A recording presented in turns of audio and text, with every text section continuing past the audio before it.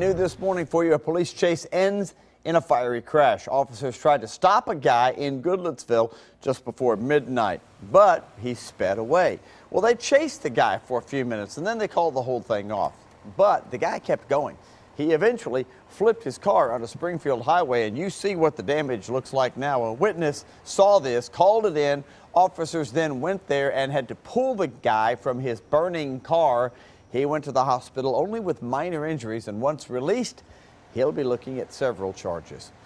New this morning, a man is in big trouble with police after attacking his neighbor with a bat and knife early this morning. That neighbor, though, fought back. News Channel 5's Cuthbert Langley is following this one from the Metro Jail. Whew, some bad blood between these neighbors, it sounds like, Cuthbert.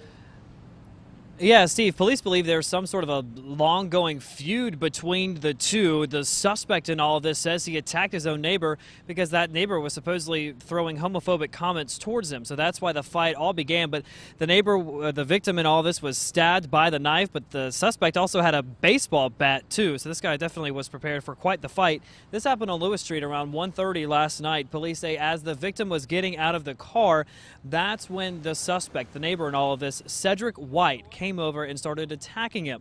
The victim was able to make it to his front porch, where he then started to fight back. So the two men started wrestling there on the front porch, and the neighbor ended up even punching his alleged attacker and detaining him until police arrived. The suspect did suffer some injuries. You see him being loaded into the back of the ambulance there.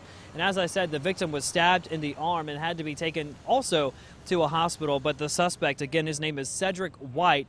He was quickly released from the hospital and brought here to the Metro Jail, where he still faces several charges this morning. That victim is expected to be okay, but he still is in the hospital at this point. We're live at the Metro Jail this morning. I'm Cuthbert Langley, News Channel 5 HD. Cuthbert, thank you. And also happening today, we're going to find out if the Vanderbilt rape case is going to have to start all over at square one again. Back in January, the jury found Brandon Vandenberg right there and Corey Beatty both guilty of raping a fellow female student in a campus dorm. Their attorneys asked for a mistrial after it was discovered that the jury foreman you saw there was the victim in a rape case years and years ago. However, that juror says he never considered himself a victim, so he didn't say anything about it during the whole trial. The charges were connected, he says, to a consensual relationship with an older man. If the judge, however, grants a mistrial, Vandenberg and Beatty could be released and the trial starts all over from the beginning. If a mistrial is not granted, the next step would be the sentencing phase. Of course, we'll be following the latest developments all day long, so you can watch for updates on News Channel 5 and online at newschannel5.com. A man finds himself back behind bars less than 24 hours after he was released from jail. Hopkinsville police say that James Bryant, pictured there, is accused of violently attacking his wife at their home over the weekend. The Kentucky New Era reporting that the victim told police Bryant blamed her for his previous domestic abuse arrest. Bryant's facing new charges now, including fourth-degree assault. Well, he went on a shopping spree. Problem is, he was using someone else's money. There's surveillance photos of him right there. Police need your help tracking this guy down over in Crossville. Police say the guy used someone else's identity and opened a credit card to buy a couple of iPhones worth more than $1,700. If you recognize him, call the Crime Stoppers number there in Crossville at 931-200-1173. Big story nationally this morning, getting a lot of attention all over the country. Is it heritage or is it a symbolism of racism? That's the question many state leaders are asking this morning, following a massive push to remove the Confederate flag from state houses in the South, mainly South Carolina. The governor there, Nikki Haley, is calling for the controversial flag to be taken down from their Capitol building in Columbia. It's time to move the flag from the Capitol grounds. The Republican governor called for lawmakers to remove the Civil War battle flag from outside the Capitol building yesterday. It would require, though, in South Carolina, 2/3 vote by the state legislature. The governor says she's willing to call a special session this summer to get that done. The request comes after an apparent hate crime inside a Charleston church where 9 people were shot and killed. Questions about Confederate references are also dividing Tennessee politicians. Several state Democrats are now calling for the bust right there of Nathan Bedford Forrest to be taken out of our state capitol building. Now, he was a Confederate general who fought in several battles here in Middle Tennessee. He's also believed to have been an early leader of the KKK. Some lawmakers say it's better suited to go in a museum.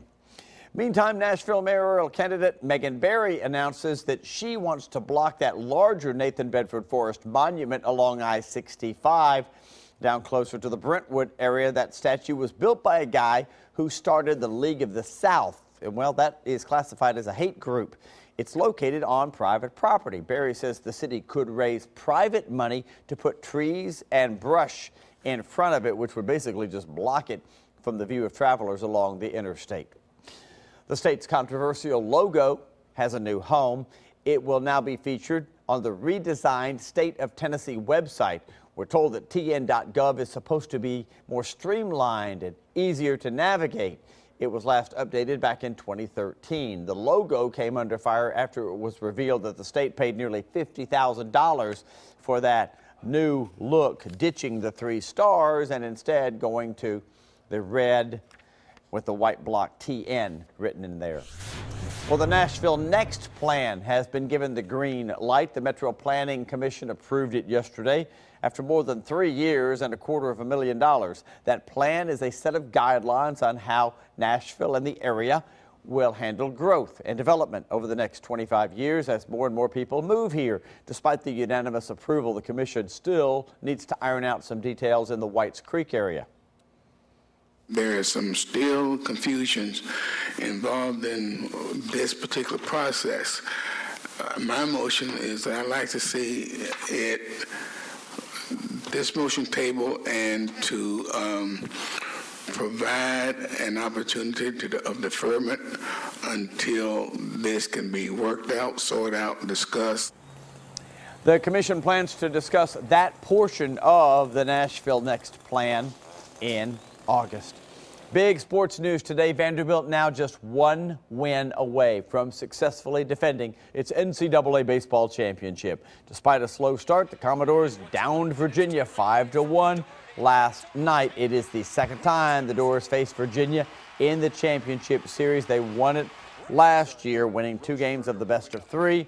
We have all the highlights from last night's game in Omaha coming up in just a moment in sports. And be sure you can watch the game tonight. Vanderbilt is hosting a watch party. It will be at Dudley Field. Gates open at 6 o'clock. The first pitch is at 7. Go Doors. They can wrap it up tonight.